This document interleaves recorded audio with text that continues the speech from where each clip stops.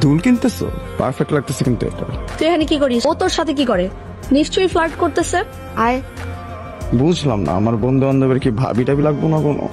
লিস্টটা অনেক সুন্দর লাগতেছে। দাঁড়াও, তুমি একটা ছবি তুলে দিই। তুই কি কোনোদিনও ভালো হবি না? তোরে বলছি না, তোর ছবি রিলস যা বানানো লাগে আমি বানাই দিব। এই, আমি কি ছবি খারাপ তুলি? হ্যাঁ, আগের ট্রিপের কথা ভুলে গেছস? তুই আমার তোর পার্সোনাল ফটোগ্রাফার বানাইছিলি। আগের কথা শেষ। এই তুই একদম ওর থেকে দূরে দূরে থাকবি। আচ্ছা তুমি ভয় পেও না, আমরা ওদের থেকে অনেক দূরে সরে আসছি। ভয়? এটা আবার কি? তোমার মতন একটা মানুষ যদি পাশে দাঁড়ায়, ভয় নিজেই ভয় পেয়ে আমার পর্যন্ত আর পৌঁছাতে পারবে না। এই ফ্রেন্ড সার্কেল গুলো না সবসময় ইম্পর্টেন্ট টাইম এই ফোন গুলাটা। হ্যালো, বল। কই তুই সেফ আছিস? হ্যাঁ, সেফ আছি। কিন্তু নিতু কই? তোর সাথে না? নিতু আমার সাথে না থাকলে কার সাথে থাকবে বল? আবার শুরু করছিস? ওর দিকে খেয়াল রাখ, ও আমাদের গেস্ট হয়। নিতুর খেয়াল রাখার দায়িত্বটা আমি নিয়ে নিচ্ছি। তোমরা ফ্রেন্ডরা কি সবসময় এমন করো? কেমন? এই যে সারাদিন আড্ডাবাজি, অনেক অনেক ফান।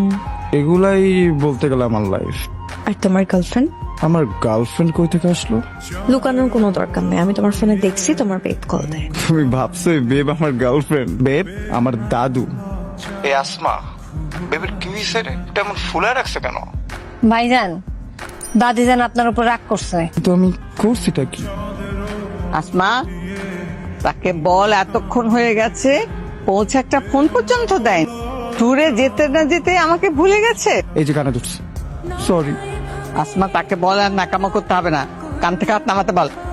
হায় রে দাদু, আমার দাদা তোমার এই ন্যাকামি যে কেমনে সহ্য করতো এটাই না আমি বুঝতে পারি। আমার এই সুইট 16টার একটু ঠিক মতন খেয়াল রাখ। সারাক্ষণ ওনার সাথেই কথা বলি আমি, ঠিক আছে? আচ্ছা, তোমার সাথে আমার একটু ইম্পর্টেন্ট কথা আছে। কি কথা? আচ্ছা, দাদা তোমাকে কিভাবে প্রপোজ করছিল?